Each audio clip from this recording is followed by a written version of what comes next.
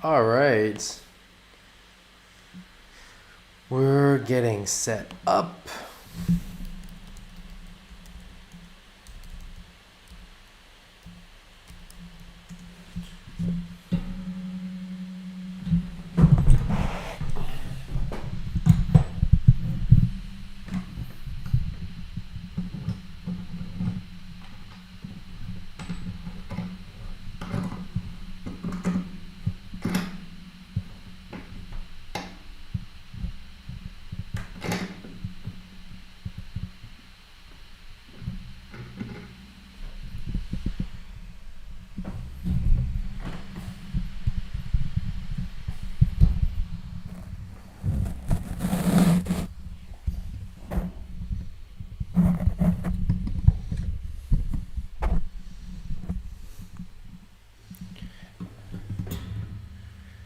Okay.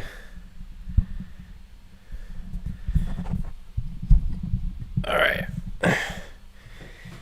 All right. Here we are. Setting up. Hello, Matt. John. All right. I'm a little bit slow getting set up. Let me know if everything sounds all right. Let me get this mic a little bit out of the picture.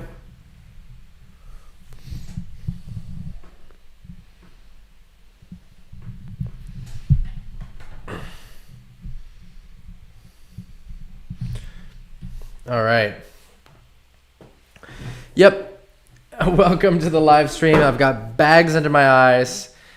Had a baby this week.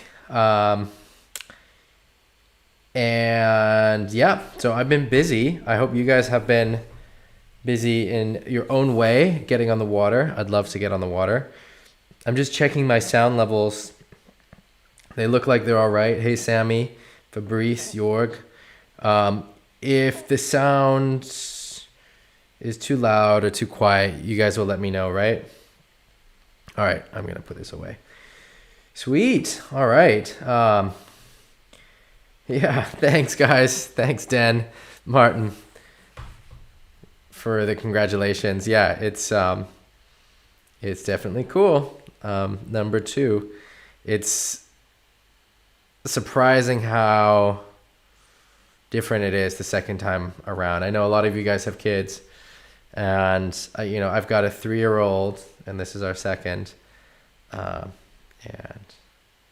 yeah, he's like 4 days old. So it's still pretty fresh, the whole experience. It's, I think, a lot nicer the second time. Everyone told me, oh, it's so much harder with number 2 because you've already got another one. But we were so worried the first time around. It's nice to not be worried this time. Hey, Mateo. So I kind of like this, that it's more relaxed. So I'm enjoying it, though. Haven't slept that much. I've gained a bit of weight, which I've heard there's like a hormonal thing, even in fathers. And so that's why the dad bod is a thing. So I wish gyms were open, but they're not in Hamburg. So I'm not on the water. I'm not in the gym. I don't think I have a new haircut, but I shaved. I got a haircut a few weeks ago. And also I haven't brushed my hair. With the baby, it's been, it's fine. I'm not complaining, but it's been more difficult to do self-care things in general. Yeah, exactly, Martin. Little wait for the turns. Little bit of a nature's wetsuit. Yeah, thanks, Ragnar. I don't know. We'll see. I'm not pushing any sports on the kids, but swimming is important. So I want to make sure they know how to swim pretty early. I think that's important. Yeah. Anyway, how are you guys? How are you guys doing? Have you been sailing? We've had a lot of great activity in the group, which I'm pretty stoked about. I've been working on, I haven't been sailing. I've been busy, of course, with the baby, but also working on this forward loop course, getting that finished. and ready to put out there on May 1st. Yeah, we've had a lot of activity in the group, which I like. So you guys can also tell me what I'd love to hear from you guys, what you like, what you don't like. Hey, Adrian, thanks. Yeah, it feels pretty good. Still in the sleep deprived, kind of happy hormone stage. So yeah, it's good. Hey, Edwards. As I was saying about the group, I love how much activity there is during the week, and I was, thinking of other ways that we can have kind of weekly questions, which I was prompting with this, where I was asking people what they're working on this week, and I saw Jan also did a similar kind of post about where you sailed, what you're focusing on, what the wind was like. If you guys have other ideas for weekly questions, or it doesn't have to be a question that's asked every week, but just a question that's interesting to discuss, don't hesitate to post it or to ask me to post it if you think that I should post it. If you don't want to be the one posting it, you can direct message me. That's happened before. Some of the members of the group I thought, oh, that would be a cool question. Why don't you ask it? And I'm totally happy to do that. I love the discussion that we get in the group. Hey, Mark.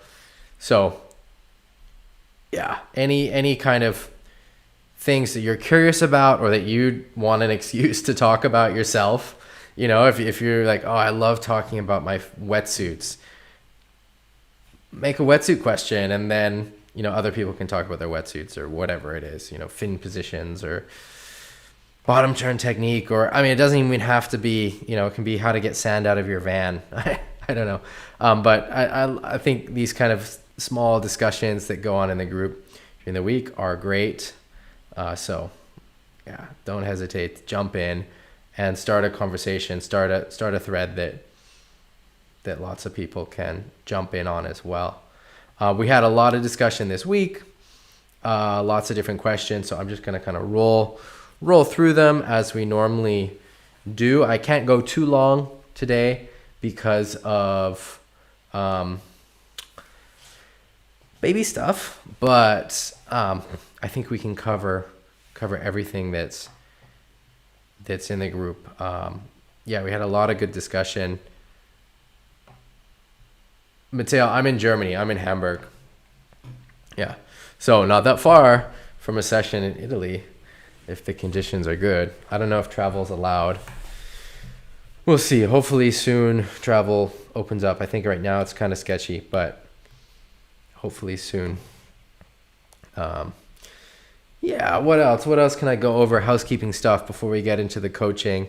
If somehow you're not a member of the Facebook group and want to be, it's really easy. It's just Graham Ezzy's Windsurf Coaching Community on Facebook. I think you can see that here. And it's the URL is facebook.com/group/Ezzy Coaching. And we have a lot of great discussion during the week. This is what structures the Sunday live stream. So like today, I'm just going to be going through everything that was posted in the group over the last week and offering my coaching on it. So you can join. If you do join, and if you have friends who are joining, tell them to answer the questions. I think we've got 200 people who have asked to join the group and haven't answered any of the questions. So just if you have friends, if you're watching this and you're wondering why you weren't accepted into the group, just answer the questions. It doesn't matter what you answer. I read them just to get an idea of where people are sailing, what they're interested in, etc. But also it's just a protection to make sure that we don't end up with people who are spamming the group or who are not, who aren't a good fit for the group. It doesn't matter what you answer, but you just have to answer something. Yeah, hey, welcome to Moz. You haven't missed anything except me talking about my dad bod. Brian, no travel for the next month here in BC. No wave sailing. Bummer to hear that. How is the COVID situation there? I heard it was pretty bad, but that was a while ago, so I'm not sure if it's improved. Hopefully it has.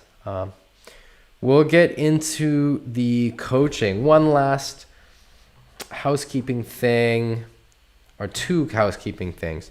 One is, I haven't mentioned this in a while, but if you guys want to donate to support the stream, you can go into the announcements. And then in the announcements, there are two PayPal links down here. There's a Euro link and a US dollar link. And the donations just go to support stuff like the mic and the light and the camera that I use for the POV stuff, and just all these different aspects of the coaching group, whether we get some coaching software, all of that stuff. So again, if you want to support the stream, that's in the announcements section down in the PayPal links. So we've got a good list of donors already, and you can join that list pretty easily just by following those links. All right, how do we get back to the discussion? That's what we want. All right, yeah, discussion. Hey, Bjorn, Cosmo. All right, Mateo, what do I think about foil? I think foil is amazing for windsurfing. The racing foil, the Olympic foil is, I think, something that's really positive for windsurfing as a sport. And I'm really excited where it's going to go. I think it really opens up windsurfing for people. It's a lot closer to what real windsurfing is than RSX was, or the Mistral one design before that. So I think it's pretty good for the sport that we have a Olympic class that is similar to what people actually do. And it allows for a lot of light wind sailing. I'm not that into the foiling myself. You know, I've done it a few times, but I'm so focused on the waves at the moment that I haven't put much attention into doing the foiling, but I do think it's cool. Brian is saying COVID situation in BC, hopefully getting better for the summer. Yeah, I hope so. Hope so too. Cosmos asking, are there going to be PWA wave events? I don't know. So it looks like there's going to be 5 or 6 PWA events in the year. Most of those are slalom, maybe 1 or 2 freestyle events, depending which events work out. But there's some issues with the wave events. The Canary events have their own issues unrelated to COVID, which is just really bad luck. And we'll see what happens with silt in Germany, at least where I am in Hamburg, which is pretty close to silt, and the organizers for silt actually are in Hamburg. People are pretty pessimistic about events happening, but who knows, that can change. Will it change in time? I don't know. So we'll see about the PWA wave events. Bit of bad luck. You know, I said there's another issue with the Canaries, and then the COVID issue, and yeah, that wipes out half the events. Maui, I think COVID hits it pretty hard, and that event is always difficult to put on anyway. It's difficult just to get the permits for that event, let alone raising the money. So Maui is a really difficult event. But anyway, so I don't know what's happening with wave events. Anyway, I said we had 2 housekeeping things. So the first one was the donation link, which you guys can find. The second one is just feel free also to give me some feedback about the coaching and what works. As you know, I've been doing this now for over a year, and it's been a really fun process, and I've really loved going down this path with all of you guys. You know, a lot of you have been here since day one, and I know I have the knowledge. You know, I grew up doing this. I've dedicated my life to this, but I've been learning a lot about teaching and coaching and pedagogy, which I find really fascinating. And one of the things that I'm trying to do better at is, instead of just telling you what you need to do, is engaging you more. So trying to use a bit of a more Socratic method where I'm asking you more questions to help you get to the right answer rather than just telling you the answer. So I'm going to be trying to do that. It's a little bit difficult because I don't have so much direct back and forth feedback from you guys, but I'm going to try to do that more. And I've been trying to do that more over the last year anyway. But let me know how it works, and especially what works. So if I say something that works well for you, let me know. If I say something that doesn't work well, also let me know. You can do it in the comments, in the chat while we're talking now in the live stream, or in the group in one of the discussions, one of the many discussions that we get in the week. All right, I think that's enough housekeeping stuff. Let's get to the coaching. That's what you guys are all here for. We've got let's see, Cell up first, I believe. This is the first clip. If there's something below this that I missed, let me know in the comments, but I think this is the first clip. And so he's talking about doing water starts. We have it kind of from the POV angle. Water starts with little to no wind, holding on to the mast and the bottom of the sail. This is an amazing technique. This is a great technique for getting up. You can do this when there's no wind, and you just use the weight of the sail to lift you over. You kind of make like a big lever that kind of pulls you up and out of the water. And Sel, you're actually doing a great job. I mean, for me, the hardest part is just getting up and getting out of the water, and you do that. You do a great job of that, and I think your form looks really good. So, you've got 1 foot in front of the mast, you've got 1 foot back, you're really low in this crouch position, pushing the mast over. So what I would say you need to do to not fall over at the very end, which is what your question is about, is to stay lower longer and really focus on balancing on the board. So I think you've got the technique for the water start, this really super light wind. You can do this in no wind. You could do this in glassy water with no wind at all and get up onto the board. And I've actually done this in glassy conditions where the winds just shut off. We've got pretty big waves. So I had a situation once where the waves were overmast. I was at Hokipa. I was having a lot of fun. I was the last one out. I think actually I was maybe out with Vicky Abbott. I think she was still out. And it was just so good. I didn't want to come in. And I pushed it a little bit too far as the wind line's going out.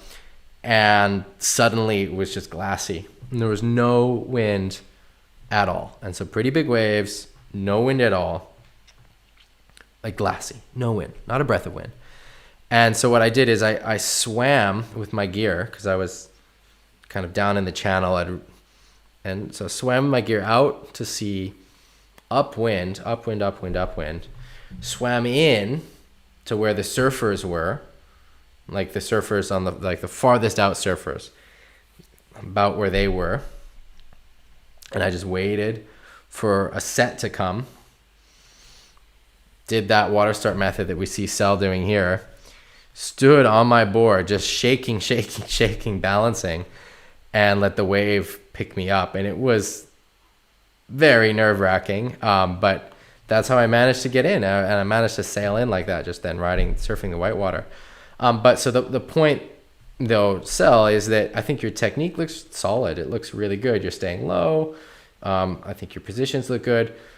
The reason you fall is I think you rush it at the end. So stay low and really just focus on the balance. And I think balancing in really light wind, especially on a sinker board, like my wave boards, I mean, I have bigger boards too, but my main boards, if there's no wind, I'm sinking up to my knees, or on some of my boards to my waist. And so I'm pretty deep in the water, which actually can help with the balance, because then the sail kind of helps you balance because you've got the pressure against the water. So maybe that's a little bit even easier to balance. I'm not sure. But anyway, the point is Cell, I think two things. One is to work on this light wind balance, and two is just go slower. So from this position, you can stay really crouched down. Stay really crouched down. Kind of shimmy up and get your hands on the boom, maybe just your backhand, and keep your front hand on the mast while you stay crouched down. You don't have to stand up at the same time. So your hands are up, and that's a position where you can balance a lot more easily. You can generate a bit more power in the sail somehow. I'm not really sure how that works, but I know that when it's really light wind, I'm really hanging from the boom and really getting low and driving my chin to my chest and getting low on my knees. So anyway, this is a cool technique. This is something I wanted to make a video about because I think it's a great technique to have in your tool belt, this no wind water start. And Cell, you're doing a good job. The hardest part is done with what you're doing. So you just got to slow down the end and just focus on the balance. And thank you for posting this, because this is not something you see that often. And it's I think, a cool trick, and it can save your day when the wind dies unexpectedly. So, right on. Let's move on. We've got Martin posted this youngster windsurfing. I watched this clip. It's cool. The kid is ripping. I love to see that. Nice. All right, let me go back to the chat. So Eric, does flipping the board upside down at first actually allow doing this in even lighter winds? Eric, I think it's personal preference. So when I'm doing it, I think I'm doing it with the board kind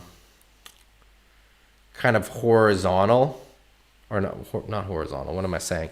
Like, so if this is like right side up normal and that's upside down, I think I've kind of got the board somehow like this, like kind of on its edge, and I've got pressure on the feet. And the reason that helps me, and which is maybe why it helps you to do it upside down or think of doing it upside down, is then I have my feet really on the right position. And then when I lean the sail over and it pulls the board over and I get pulled up with it, my feet are already in the right position. And that can really help.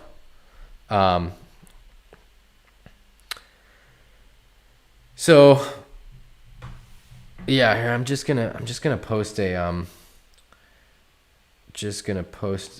link to our group. Someone just texted me, is the live stream on? Yes, it's on.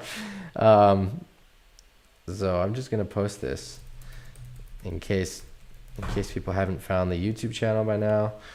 All right, posted.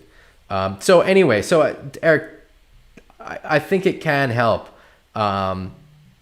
mainly for the reason that I just said, but I think there's an element of personal preference. And so if it works for you, then do it, is what I've got to say. All right, moving along, we've got a question.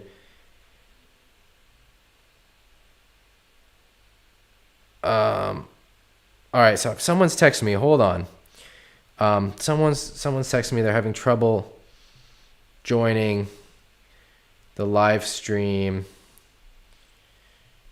because they've got the wrong link. Let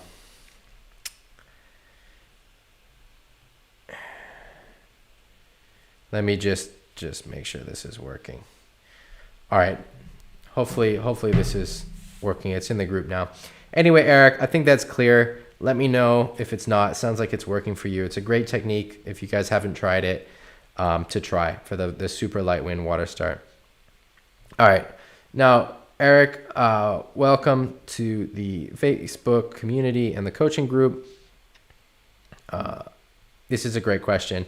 So he's talking about catching waves and about, I made this video about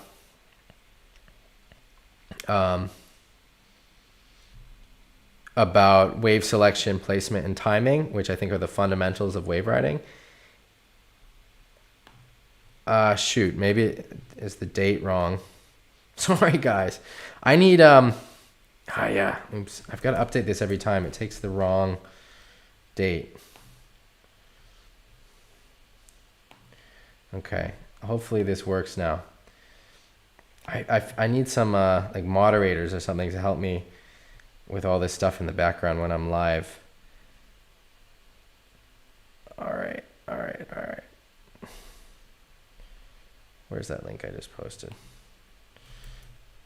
Live right now. All right. Hey, Carl. All right, hopefully this is working for people. Sorry for these hiccups. All right, let's get back. Hey, Mark. All right, let's get back to the talking about the fundamentals. And, this is something, I made this video, I think it's like an hour long or something. And there's so much to talk about. I mean, I could talk about this for days, about these fundamentals. And I love questions like this. So if you have something that doesn't make sense, or something that's been nagging you, really don't hesitate to ask it, because there's so many little nuances in these questions that can really help to tease out other things. So like, for example, in Eric's question, he says, it's difficult in the onshore conditions, and is comparing the onshore conditions to the down the line conditions. And so how does that work when you've got onshore wind swell in places like Sylt or Pozo? And this brings up a really interesting point, which is that actually, in my experience, the predictability of a spot has little to do with whether it's wind swell or onshore, and it's more to do with what the bottom is. So what the bottom topology is, like the under the water, what the bottom is like. And so it's a place like Pozo, which is mainly wind swell. It's almost straight on shore, but it's incredibly predictable. The wave breaks almost the same every time. I mean, there's some different changes if you have low tide or high tide, and if you have a different swell direction, but it's really predictable. And there's two main peaks where you catch it for the main break. I mean, you can ride. There's a couple other places you could ride the wave and catch it at different spots, but for the main kind of bunker wave, you're either catching it out on the bunker, or there's another peak that's just a little bit farther in, which is actually where most of the locals set up to ride it. And it's onshore wind swell, but it's super predictable, and that's because it's got this stone reef bottom thing. I guess it's just stone bottom, and you've got these predictable low points and high points, and so the wave is really similar every time. And so even though it's onshore, it's a super predictable wave. And so that means if you're going there on like a vacation or something, you can just sit on the beach, and you can do this anywhere, but it works especially well in places that are more predictable. You just watch where the good sailors are lining up. When you go out on the water, you can go follow them, see where they're lining up, where they're catching waves, find some landmarks on the beach, and those landmarks will work for you every trip you go to Pozo. And maybe you have to adjust a bit based on the tides. High tide, it maybe moves in. Low tide, it moves up a bit. As the water levels change, the wave is going to change, but the basic wave is going to be the same. And the tides affect it, the swell direction affects it. Yes. But the wave is really predictable. And so if you learn it on your first trip, you'll know it also on your 10th trip. Now, somewhere like Sylt is really different. It's got a sand bottom, and so the bottom's always changing. And so that means that for each swell and each World Cup, we've got to kind of learn the wave a bit again. But there are similarities in the wave year after year, and the bottom's not that different, and it still has quite a varied topology to the bottom. So you've got deep water going to shallow water, you've got these sandbars, and that makes the wave really define. So actually what's difficult to read, waves that are difficult to read, are when it's that sort of onshore wind swell, so you've got that really close period, and the bottom is really flat, like just a flat bottom somewhere. Like you have spots like this on the Baltic Sea, or spots like this all over the world. And then you've got just a mess of waves, just waves breaking everywhere. And you don't really have a defined place where the wave breaks. So Sylt, even though it's onshore and it's pretty messy ocean, you've got a defined place where you're going from deep water to shallow water. And it's onshore, it's messy, but the swell gets defined. And so you can, for a specific day, you can figure out where it's better to set up. And then you've just got to wait for a set.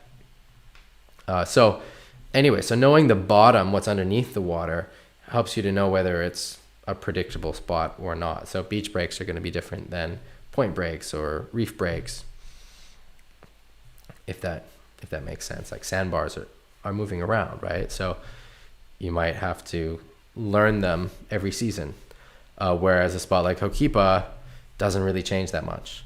And Ho'okipa doesn't even really have tides that affect it. So, I mean, Ho'okipa is pretty much the same all the time. It varies with the swell and the swell direction, but it's pretty similar compared to a lot of other places. All right, so another one of Eric's questions is, what do you do when you're waiting for a set? And so if you're really just focused on riding waves, don't come all the way in. If I'm trying to catch a wave and I really want a good ride, I jibe or tack outside of right where the waves are starting to break. So just a little bit farther out from where the surfers would be lining up, right? So if you imagine where the surfers would be sitting, the normal like paddle surfers, you want to jibe or tack just right outside of that and go back out to sea again. How far do you go out to sea? It depends on the spot. Sometimes in Hawaii, where we can see the waves really far out, then we go really far out to sea to catch them. But spots like Pozo, for example, or Cabezo, it can be hard to see the swell on the outside. And so you're doing much shorter reaches on the outside to try and find the swell. Now, if you want to do jumps and you're mixing in jumps with the riding, then it can make sense to go all the way in and then you may get a jump on the outside. But in doing that, you have to acknowledge that you risk getting out of sync with the sets and getting out of sync with the good waves, because it's possible that, if you're just going in and out willy-nilly, that you're out of sync with the sets, because there is a certain rhythm to the set waves. And so the nice thing is once you catch a set, it kind of sets you in the rhythm to catch them. So after one good wave, it can lead to more good waves. And after one bad wave, it can lead to more bad waves because of the rhythm. So if I'm catching like two small, not so good waves in a row, I'm going to do something to kind of shock my rhythm. Sit on the inside for a little bit or sit on the outside and just really wait. There's a great technique where you just jam the board into the wind and you've got a foot in front of the mast and you're just chilling there, almost like you're going into a heli tack, but not. And that's a great technique for just stalling. But so anyway, it's just pay attention. If you're out of sync, get in sync. And that rhythm is a thing with waves, which might surprise some people. So if you're always catching the bad waves and you're thinking, oh, why am I not getting a set? It actually makes sense because you're in the rhythm of the bad waves. So you got to get out of that rhythm and trying to catch the better waves. I wrote a lot more about this in here. So if you guys want to read a bit what I wrote, the other point, and then I'm going to answer Eric's question here. The other point is that it's always a good idea, without getting in their way, to follow the better riders. I do this when I go to a spot that I don't know. Is I'll find out who the local riders are, who the riders are that know the spot, and I'll just check out where they're riding, where are they catching waves, what's their rhythm, and I'll do that and I'll explore it. And sometimes I'll pick a different rhythm. I'll pick a different spot, and I've done that in a lot of different places. There's a place in California where I checked out where the locals were riding, and I sailed there, and there was a spot just a little bit downwind that for me was a much better wave, and I had so much fun. I sailed like 5 hours there. And I asked the locals later why they don't sail there, and it's because there's some rocks on the inside and they're scared of hitting the rocks, which is totally valid. It wasn't an issue for me at the time, and I was more interested in sort of the shape of the wave and how it was breaking. But I digress. The point is that the locals are great to follow and to look at. So find the better sailor, someone that knows the spot, and follow them. Watch where they're catching the wave.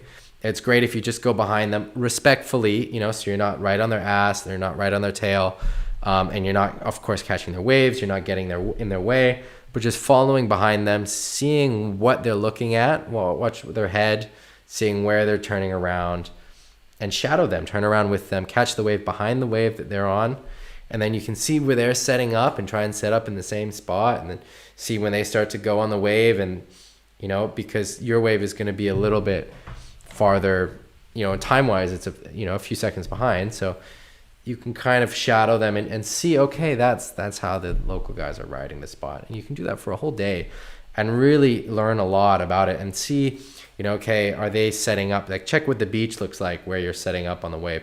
Are they setting up the same place every time? Is this where the peak of the wave is? It's always useful to pay attention to what's on the shore. Is there a building or a tree or something that you can line up with to help you so that where the good waves are setting up. And I think it's good to do that anyway, because it's good to know whether you're drifting, whether, sometimes there's a really strong current and you don't realize it and you think, oh, why are the waves different now? But actually you've drifted down the beach. So it's always good to be paying attention to what's on shore, and use those landmarks as references. So Eric asks about what a heat is like in terms of wave selection. So wave selection is almost everything in a heat. Winning a heat is about a wave riding heat is about catching the two best waves in the heat. Most of the time it comes down to basically just that, who caught the better wave, because especially when the level is so high. So maybe in the earlier heats, that's not the case because you have a higher disparity, a bigger difference between the levels. But especially once you get later, the difference between getting 2 turns on a wave and 3 turns on a wave is, a 9 versus a 7, and that's the heat. So it's super important. There's some tactics involved, and the tactics, even if you do the right tactics, don't always pay off. I had the last Aloha Classic, I got 9th, and in my last heat, I only basically only caught 1 wave, and I had the highest wave score of the whole heat, and I caught it in the first few minutes, and I spent the rest of the heat waiting for a set that never came.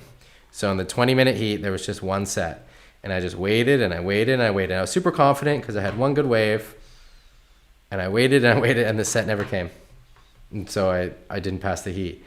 And so that was a case where normally those tactics pay off, because normally there's at least 2 sets in a heat. But in that case, the normal tactic didn't pay off.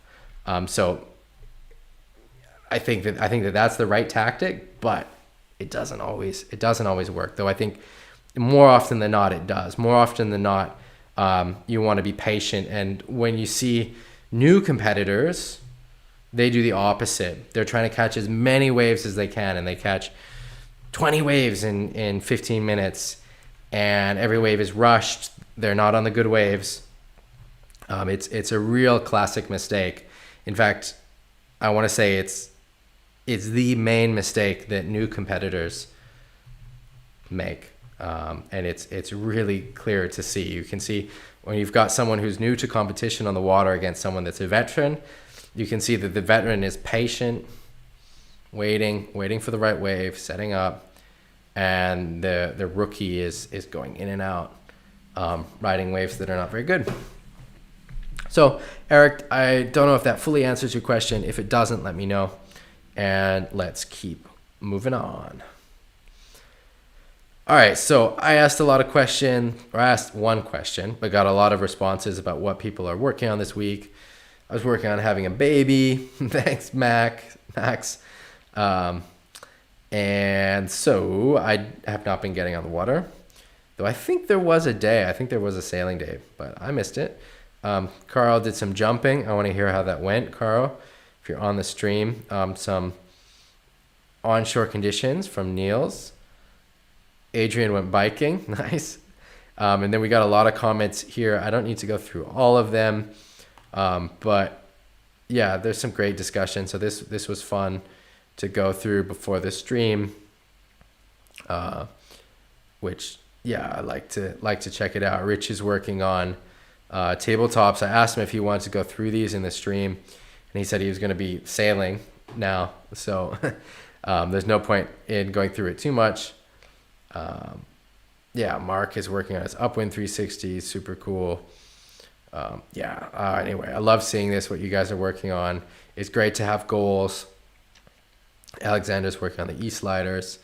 Yeah, cool. So I've tried to give my little coaching tips in here when relevant.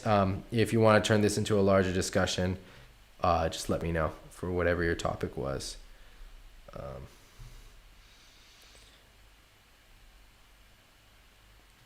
All right, thanks, G. Yeah, okay. Glassy part of the wave instead of the peak. Yeah, it really helps to look at the bottom of the wave rather than the top of the wave. You can tell more about what a wave is doing from the bottom of the wave than the top. And so it's a bit of a, because you always look where you're going, right? So you're looking at the bottom, but by the time you're getting to the bottom, then you're looking up at the top of the wave because that's where you're going. But yeah, I definitely decide when I'm going to turn by looking at the bottom of the wave more than the top of the wave. Cool. You windsurf today in Pozo? I miss Pozo. I've sailed there quite a bit in my life. And yeah, I miss it. I want to get a trip. I want to do a Pozo trip this year. I didn't do one last year because of COVID. And I don't think we're competing there this year. But I'd like to do a little trip. All right, moving on. Bjorn, welcome to the group. So he posted these photos as well as a video. The video is in here, which we can pull up. And this is from a spot in Norway, which is on my list. It's somewhere I really want to sail. All right, why did that not open? Come on. And all right, yeah, so this is the longer version of the video. So we don't have time to go through the whole thing, but this is a cool spot. Bjorn, I think you're in the group now. I think you're in the chat, right? So we can go through this. There's some really great sailing in here.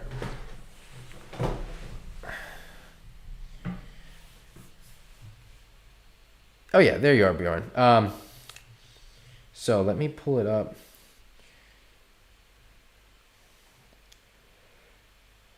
Hold on. All right, so let me just pulling up my notes. Okay, so I asked you about your weight, and I think that the board is too big for your weight with this wind. So I'm curious if you have a smaller board, or if you've tried a smaller board, something more around 75 liters.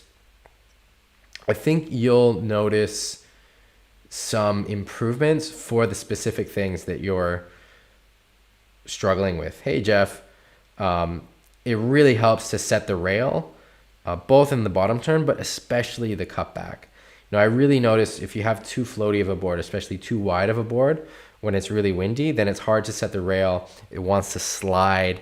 You get that out of control feeling.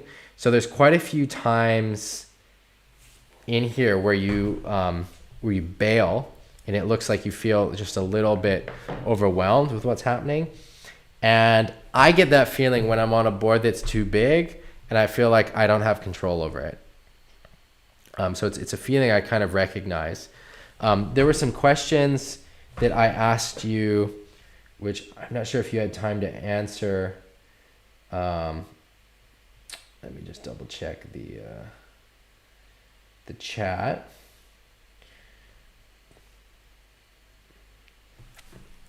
But there's some, I really like this post. There's a lot of really interesting topics that come up.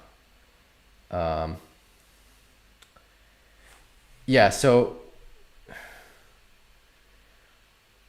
all right, so you're on a quad. So your fin setup sounds good from what you're saying. You might want to try moving the mast track back a bit, especially since you've got the bigger board. Like there's this turn that's coming up here, right? Yeah, so this sets up to be a really nice turn. right? I really like this setup. You're coming up into it. As you're coming up the wave, you're moving the sail across your body. You know, you're really leaning into the turn. You could lean more, but you are leaning into it. Your body position looks fine. Your butt is sticking out a bit. And, you know, then you're carrying that energy back up the wave.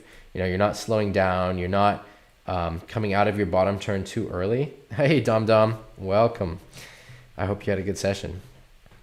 You know, so there's so much that I really like about this.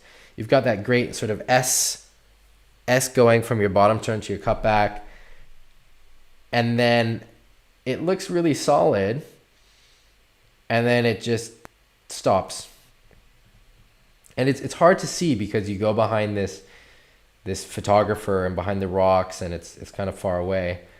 But so I can't exactly see what goes wrong. Like, I almost wonder if you kept holding on, if you would have made it, if you would have been able to land it, or if it just slid out too much. And yeah, it's just hard to see on that one.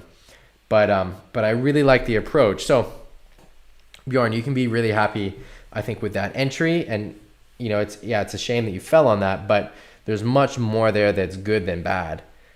So you know, if you did that all day and fell on every single one, that's a success. You're moving towards a good direction. It's better than doing a weak turn and making it every time, right? And so I really like that entry on your bottom turn. And so you asked some specific questions about the different bottom turns. And I noticed you've got some pretty, like, some of them you're leaning more into than others. I think you've got, in general, a good technique. As I mentioned in my written comment, I think it would help you to move your front hand farther back on the boom. It looks pretty far forward in both the video and the photos. I think that would give you a bit more control. And then I wonder what your relationship is with fear. So how often do you feel like you're scared in the session, or maybe fear is the wrong word, but hesitant, or feel like you're pulling back in the moment, or there are situations that are beyond your comfort zone? Let's put it that way. I'm curious about that because there's quite a variety. Like, this is a nice little aerial. And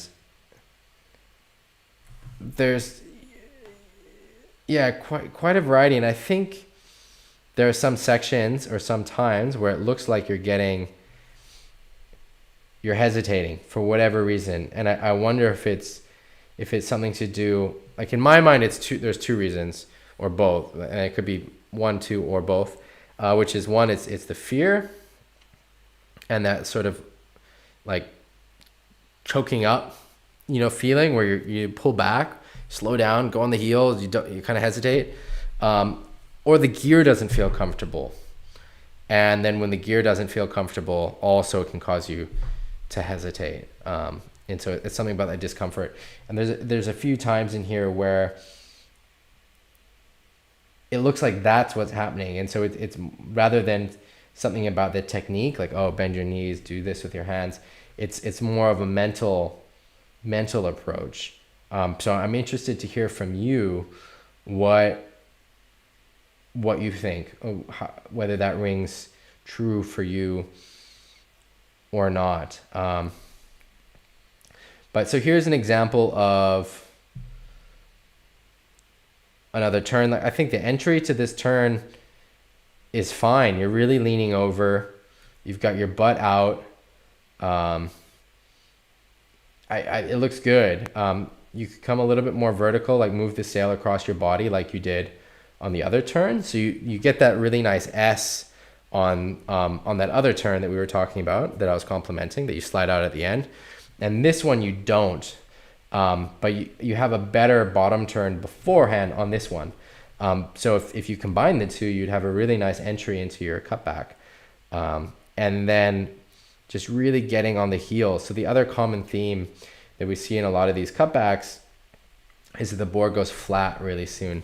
And that can be from the equipment and from the technique, or both. And it sounds like maybe the board is a little bit too big or a little bit too wide, which can lend itself to this. One fix for that is you can move your mass track back a centimeter or a centimeter and a half, even 2 centimeters.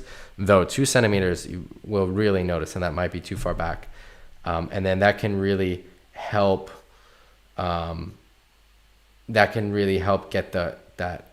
those heels engaged to get your cutback rail in the water and keep it carving. Because you really don't want that board flat, right? You want the board on the rail. And so this is a recurring theme. Like, you don't want to think about moving the board this way. You want to think about moving it this way, right? So you're not steering the board into the bottom turn or cutback like this. You're steering it like this. So Bjorn's saying that the spot is scary, and it looks scary. I was going to ask, do you just go on the rocks if you fall here? I mean, look, that's what it looks like from the video, and it looks super shallow. And it sounds like that's the truth from what you're saying.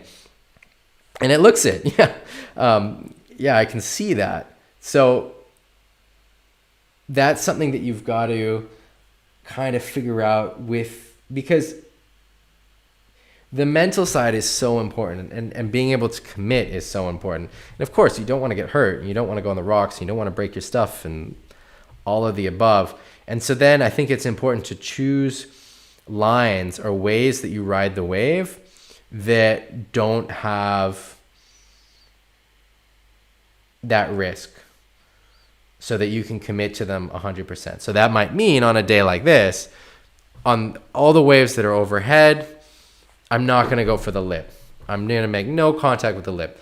I'm going to instead work on just carving cutbacks, or I'm going to work on riding the face of the wave and just trying to go as fast as I can along the face of the wave, pumping up and down it. I really like when the waves are big and I want to work myself up to a comfort zone. Like when I get out there, I'm not going to just hit the lip. I mean, it depends on the day, how I'm feeling. But if I'm feeling kind of scared, I'm going to work up to it. And so the way I do that is, all right, I'm just going to work on some carving turns. And so I'm still catching the big waves, but I'm just working on carving turns. And so I'm going early. I'm not going too late. I'm going a lot on the earlier side, just trying to feel my rails, carving on the wall. And then I feel safe, and I'm able to commit 100%, because one of the things that I think is really important is that no matter what you're doing, you're able to commit 100%. It's when you don't commit that you fall, that things go wrong. So if you can't commit to a specific line, choose a different line. And there's no shame in that, right? There's no shame in that at all. All right, moving on to this next turn. Though I think that's an important point. And I think it will help your sailing, Bjorn, especially at a spot like this where you've got rocks and other things going on.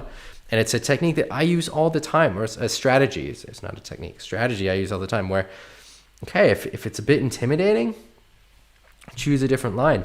And there are amazing carving turns that are, they're so technically difficult, and they're so beautiful and so respected in surfing and windsurfing. You don't have to be doing big aerials. And, if anything, they're harder to do than the big aerials. So it's nice to dedicate some time to working on the rail turns. But they're also a bit safer in a way. There's a bit of less risk, and it feels like there's less risks.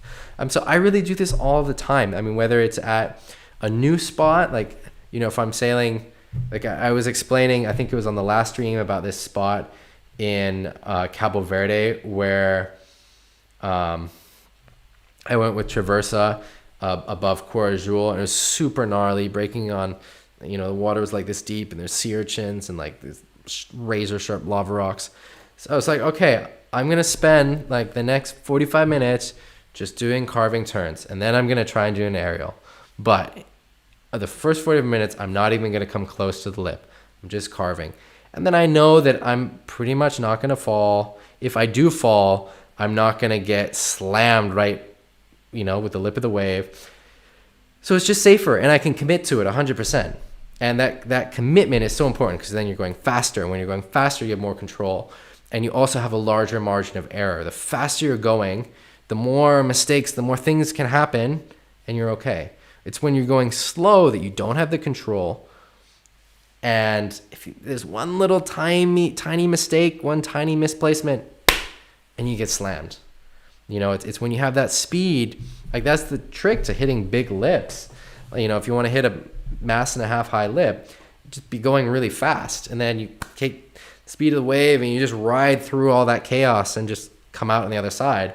But if you're going slow, you're just going to get destroyed, right? So you want to be able to commit, you want to be able to go fast. So choose a different line, and there's zero shame in that. It's a great strategy, one I use, everyone uses themselves. All right, we've got a few questions. Hey, John, glad you had an evening session, 50% forward loops. That sounds good. G is saying about moving the front arm more back. I'm not sure. I mean, that might help, like moving the sail across the body, which is what you do in that earlier turn, Bjorn, which I really like. And that helps make that S, is when you move the sail across the body, so you're kind of moving the sail, which helps kind of complete your bottom turn and also wind your body up like a spring for the cutback. So one of the heuristics that we talk about is thinking about your body as a spring. So if I want to go this way, I'm going to wind up this way, right? If I want to go that way, maybe I'm going to wind up this way. And so when you're coming out of your bottom turn, bringing that sail across the body, it's doing two great things at once. One, it helps you kind of complete that bottom turn, come a bit more vertical, and it winds you up for your cutback, right? So, and you do that earlier. So you have that technique. It's great to implement it more, because that's something that is missing from some of these other turns. On this one, you let go. If you'd held on, you would have made it. I can see that the nose is kind of pushing water, but it's out of the water. So you would have made it. And so again, it's kind of a fear thing, and there's no, or comfort thing, and there's no shame in letting go. But I'm just letting you know that you would have made it. So maybe next time in that situation you hold on, or like we're saying, you choose a different line until you build up your confidence. And then I'm not saying you never go for the lip. Maybe after then an hour of sailing, you've got the confidence like, all right, I'm gonna hit the lip a few times. But you're working up to it to make sure that you can commit 100%.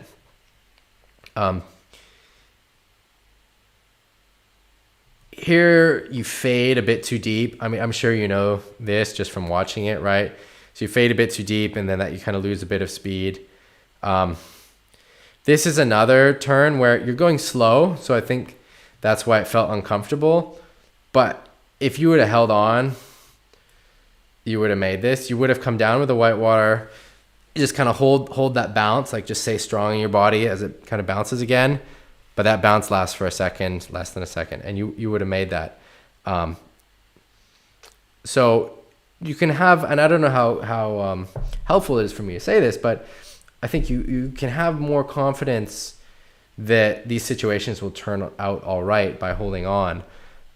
You're a good sailor. I mean, you're doing some great off the lips in here and aerials and all of the above. So, you would be able to make this, right?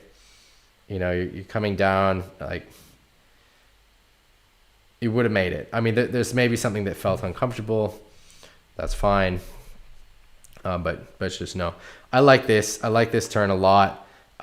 You get that high five that we talk about a lot on the stream, where you're getting the bottom of the board lining up perfectly with the lip as it's coming. You get that connection on the bottom of the board, right? You can see that where you pick up that impact from the wave. You see that, you accelerate off the top there. See how much speed you have.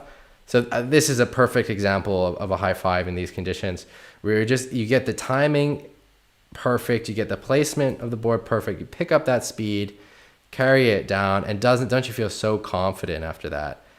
Yeah, that's a great feeling. So good job. job with that. Yeah, so we've talked a lot. I hope you've been taking some notes, or can remember everything we said. The other main topic is just about the flatness of the board. And so we talked about moving the mast truck back a little bit, and then really focusing on using your legs as levers to get the board on that rail and connecting with the board, the bottom of the board with the wave. And so if the board is on the rail, it picks up more of the power of the wave. You have more speed, you have more control, all good things because you're not sliding. Sliding is no control. You don't want to be sliding. You want to be on the rail. So you get that board on its edge. And it's such an amazing feeling where you just kind of bring the board up to the top of the wave, get it on its edge, and you're just like this, and then just kind of holding the board on the rail, and then the wave is driving against it. And you can really hang from the boom, get your butt low and butt down, which you're doing.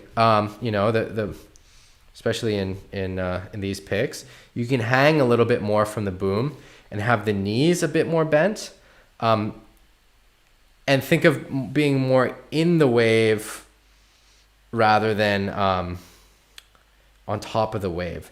Like it's not such a safe position. Well, I don't know about safety, but you'll more easily slide if you're on top of the wave rather than like in the wave. So what I think about is being in the curl of the wave, and I want to match the bottom of my board, the plane of the bottom of my board, with whatever the shape of the lip of the wave is. So if the wave is like this, my board is like this. If the wave is like this, I'm trying to get it like this. And then that helps so that I get that high five, I get that energy transfer, and the board is on the rail. Whereas if you're on top, you don't have as much control. And the other thing is when you're on top like this, so it might feel safer to be on top rather than thinking, oh, if I go in the lip here, so I'm aiming to put my board, in this section, it looks more scary. But actually, if you're on top, then you just fall down with the wave, right? And then you get the bounce, and it's kind of scary.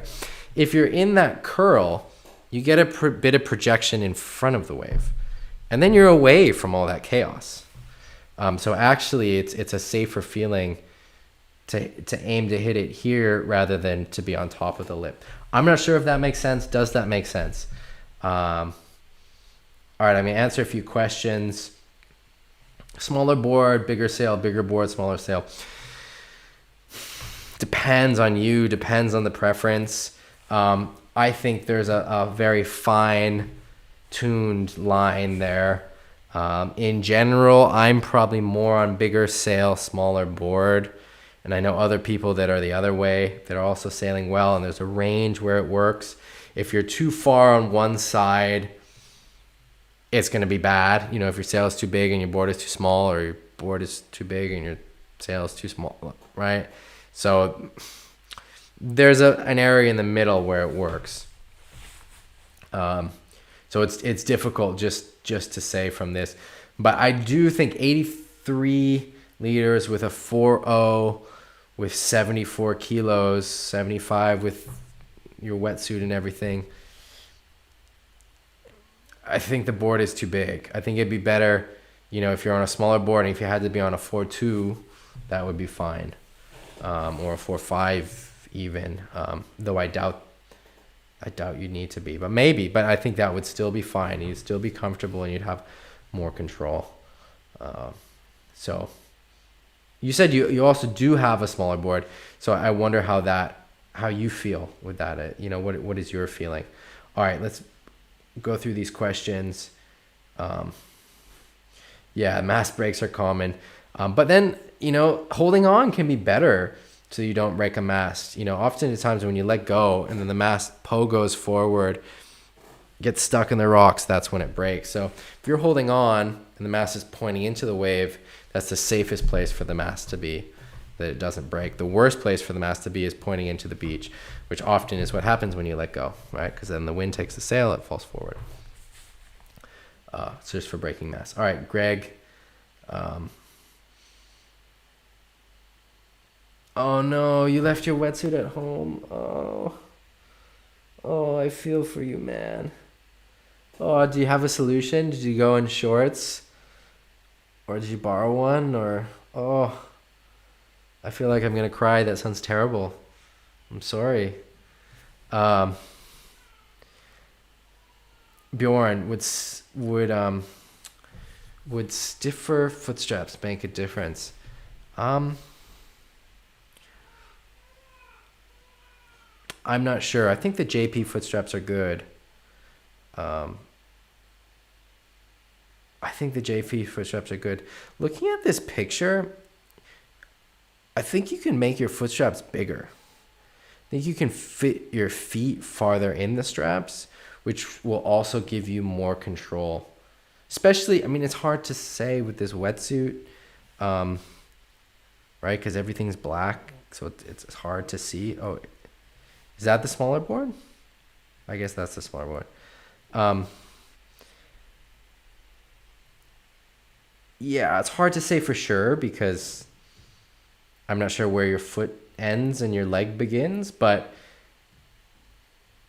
if I'm seeing this correctly, if this is your foot, I think you need to make that back strap bigger, and your front strap also could probably go a bit bigger. The front strap looks like your foot is more in than on the back strap, but that'll give you worlds more control. I made a video about foot straps. I think it's somewhere in the description or of the group. I can post it somewhere here too, or you can find it on my YouTube channel. But straps are so important. Gear is so important. But straps too. It's such an easy thing to change. And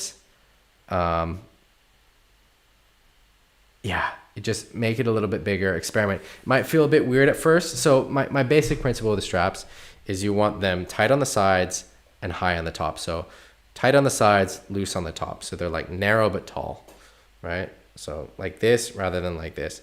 And you really want to get your foot in there. I'm going to take a picture with my foot straps with my foot in there.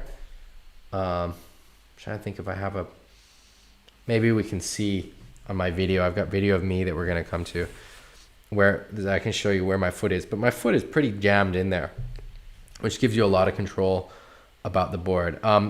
And when I wear shoes, then I make the straps bigger to try and get that same amount of foot in the board to get the control. Yeah, and that can make a big difference. And that could actually solve a lot of the issues that you're having, because you have that comfort on the board. So you're able to, to hold on to some of these things instead of getting worried that you're able to commit more, and also you're able to get it on the rail more. So that might also make a big difference. So the mass track and the straps, I try them one at a time. I try the straps first because I think that one, like, find your perfect straps and then play with the mass track. Don't do it at the same time because that's just too many things change. I think you want to change one thing at a time, isolate them.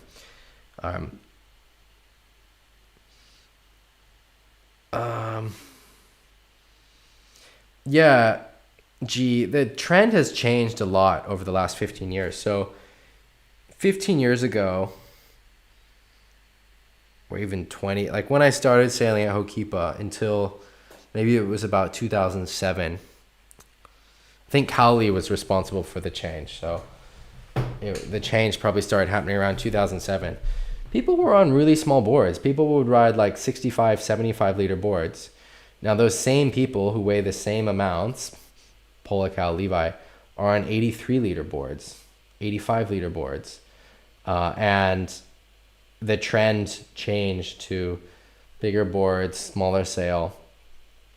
And the multi-fin boards allow for more volume while still having good turns.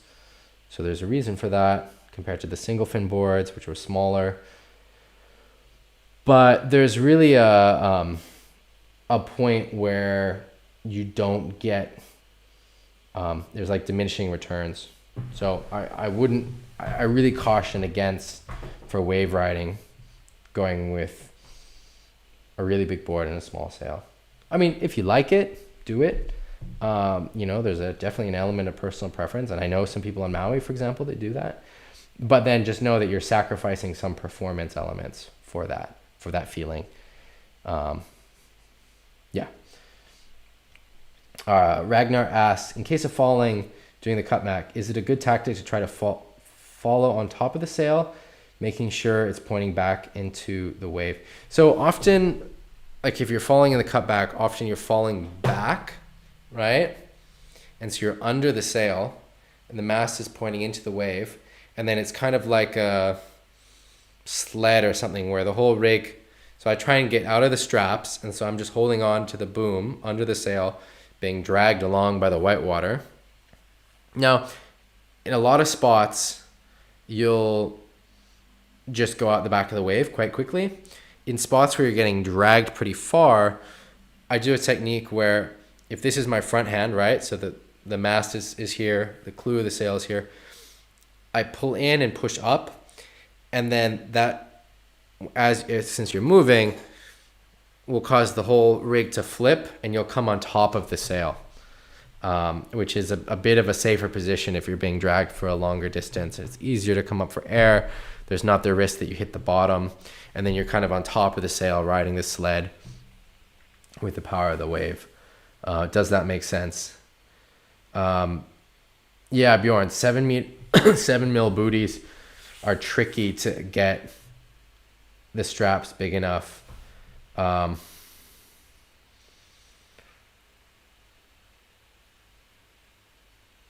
Yeah. Gee, I think it's safer without shoes for wave riding. I think shoes introduce more possibilities of getting stuck or not having control. So I would 100% say that without shoes, you are safer. But shoes are a necessity. If you're sailing in cold water spots or spots with, really gnarly reef or rocks, you're going to be wearing shoes. So it's a matter of just then figuring out how to deal with them. 7 mil is pretty thick.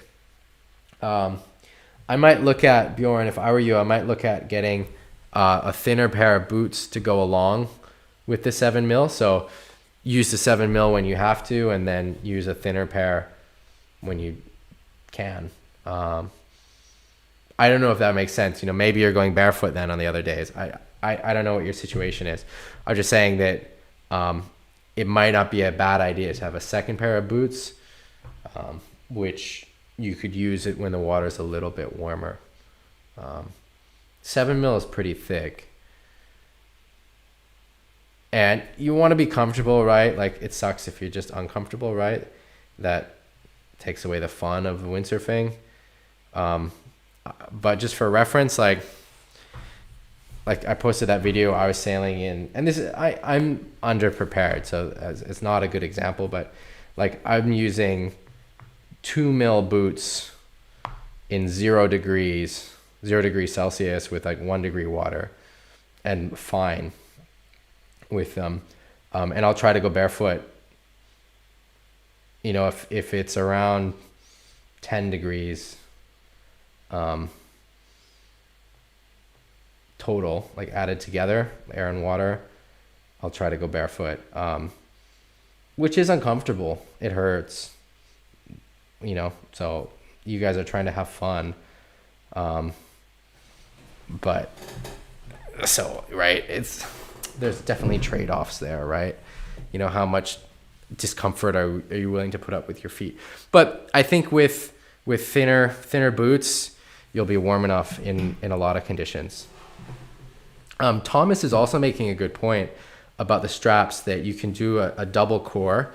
I've never done this, but I know that people do. And then you can make the straps taller. Man, I really want to come to Norway. Every picture, your pictures, the pictures I see on Instagram, everything I see from Norway looks amazing. I want to come. I want to sail. It looks so fun. Thomas was sending me secret spots that look insane. I want to come. I want to sail there. Yeah, I want to come. All right, let's move on. Jorg is saying booties are dangerous in big waves. Yeah, I I agree. There are definitely people like Thomas is riding, Traversa's riding with with boots in big waves when it's cold. So it's done. But boots definitely introduce more possible problems. Let's put it that way. All right, let's move on. All right, so John started this discussion. Nice. It's always great to see where people are sailing. Cool, Brian. Cool to hear you had some high-speed jibes along the cliff face. I've always wanted to windsurf in Squamish, but haven't. All right. Some forward loops, which we've gone over the forward loops. Asymmetric fins. Why do I use asymmetric fins? So with K4 makes some asymmetric fins. That means that the outside is foiled and the inside is flat, and they're also towed in, so they're not parallel when they sit up in the board. They're point in. And what I feel is it makes it easier to initiate the bottom turn. So if I switch to a straight fin, then it's harder to get that initiation, get that rail engage, and harder to stay on the bottom turn. That's one of the biggest things I feel. And also to stay in the cutback. What are the drawbacks? The drawbacks really come in really mushy onshore waves, and then the board will want to stay in the bottom turn, which is a positive most of the time. But if you don't have that power of the wave pushing back, then it can be really hard to get into the transition and come onto the cutback rail. In those cases, then a symmetric fin can be better. But I'm talking really mushy waves.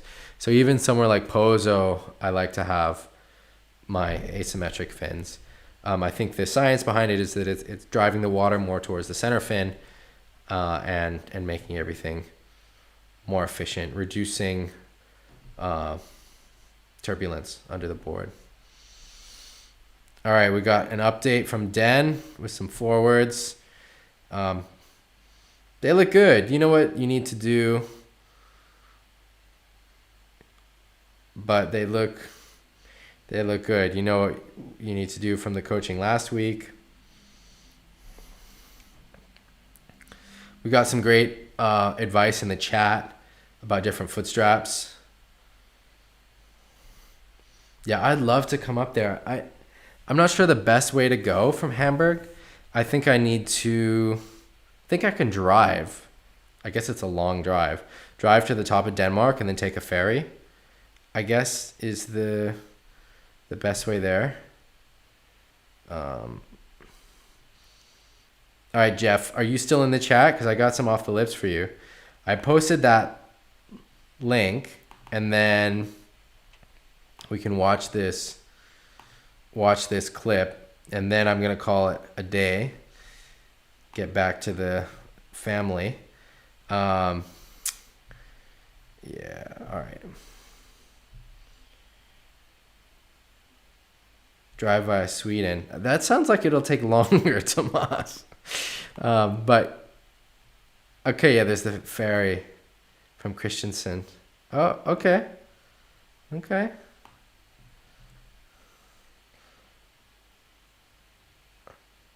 Christensen. I know that name from the Karl Ove Knausgaard books, right? Isn't he from there?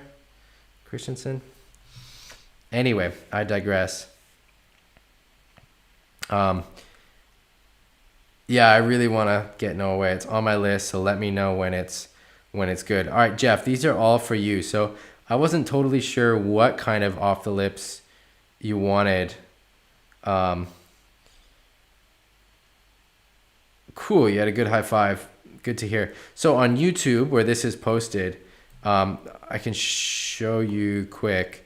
If you don't know already, I'm sure you guys already know, but if you don't, you click on this little settings wheel, and you can change the playback speed to like 50% or 25% or whatever it is, and that helps. So you can watch it in slow motion on YouTube. Now I'm just playing it on my computer in QuickTime so we can go through some of these things. So some of these waves are pretty heavy and some of them are really mushy. So like this is an example of a day at Hokipa that was pretty mushy and it's kind of not great wave quality. But you can see that I'm really focusing on getting that high five, getting the plane of the board to match, you know, the lip. So my board is really fit inside the lip, and then just really letting the power of the wave transfer to the board and carry me around, and then set up for the next turn. If there's any of these that you want me to talk about more in depth, feel free to ask. I hope this is playing fine for you guys. So there's another one where, you know, it's just getting that high five, transferring the energy. And here it's like a little bit of like soul riding. Like I'm not really trying to do a radical tail blow. I'm just connecting with the power of the wave, you know? So I'm kind of just sitting in the power of the wave. I'm really hanging from the boom. Like, look how much I'm hanging from the boom, right?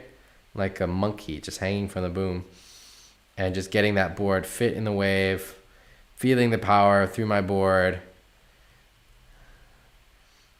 And it's a great feeling. I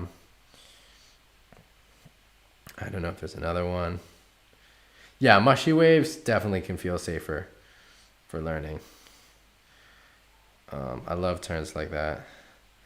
So here's like more of an aerial. There's some scary lips in this clip. There's one in particular where I thought I was gonna break my leg, break my ankle, something. I like this one. This one I don't remember, so I don't know if it was scary or not, but I really like this kind of off the lip. Again, it's just really fitting it in there, getting that high five. This kind of launches me in the air a bit. Travel down, keep going. Oh, this was a scary one. So this was the end of a really nice long ride. I think I'd only gotten 2 turns before this, or it was like a big aerial and a turn. I can post this whole wave somewhere because I really like this wave. It was kind of a tricky day at Hokipa, and I remember this section. This was like a couple years ago, and it was bowling up, and you can't even really see it from the video, but this section is so thick. This is a barrel, and we don't have the perspective to see it, but also the water below is kind of doing weird things. And so like you can see how like thick the barrel is, because as I'm coming up in it, you know, like my nose is going through the barrel. Like, you see that? Like it's a barrel. And so I'm having trouble finding where I need to fit my board. And then it's crashing down really hard. You can see this explosion back up again on this really shallow part of the reef. And I remember coming down on this, and the water here, I don't know if you can tell, but the texture, there's like a backwash or something weird going on. It's a weird place to do a turn. It's a weird section. And like, you see it kind of come down nose first. You see the nose kind of goes in. And I remember thinking, oh shit, I'm going to break my ankle. But then it ended up fine. And it felt, I think I do like a little head shake claim. All right, here's another set of off the lips. You know, like this, I'm really just thinking about focusing on timing, do a little stall to get the next turn on time. Yeah, chin on chest. Good eye, Thomas. And here's just another one. Yeah, it's just getting that high five, just fitting the board into that power source of the wave, into the curl, getting that high five, carrying the speed. This one was also scary. This was a pretty like heavy section. And I remember just like, all right, I just got to fit the board in that curl and ride the curl down. And so I kind of ride the lip down with it, ride down with the lip. And like this, like I was kind of worried I was going to pearl because I'm really riding the lip. Like I'm riding the water that it's the lip of the wave. And so it's driving straight down. And so you can see that I'm coming straight down here and I'm kind of leaning back to keep the nose up. Yeah, that one felt kind of gnarly. And here's another just really standard one. Just, you know, getting that high five. I mean, if you really break it down, it's just about getting that high five. And so all of these will have slightly different body positions. And, you know, if you're analyzing knees or elbows or whatever, they're all going to be kind of different. But the thing that rings true for all of these is that high five. Here's a little foam climb.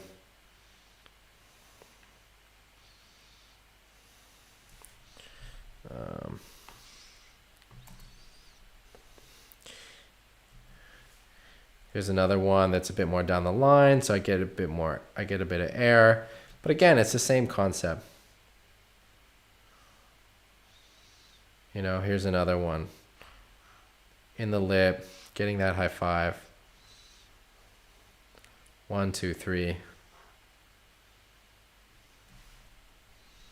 Yeah, I like that last wave too. Yeah, so just really see here, like coming up into it, getting the bottom of the board, right? So it's facing in that lip. That lip, it didn't throw that much. So, you know, I would maybe expect it to throw a little bit more, but it doesn't. That's fine. Carry that speed. And then the next off the lip is more of an aerial, but it's again, really similar concept of getting that high five, using the power of the wave to throw me in the air. And then the last turn is another high five. Right? Just getting that board. Get that high five contact. Carry the speed.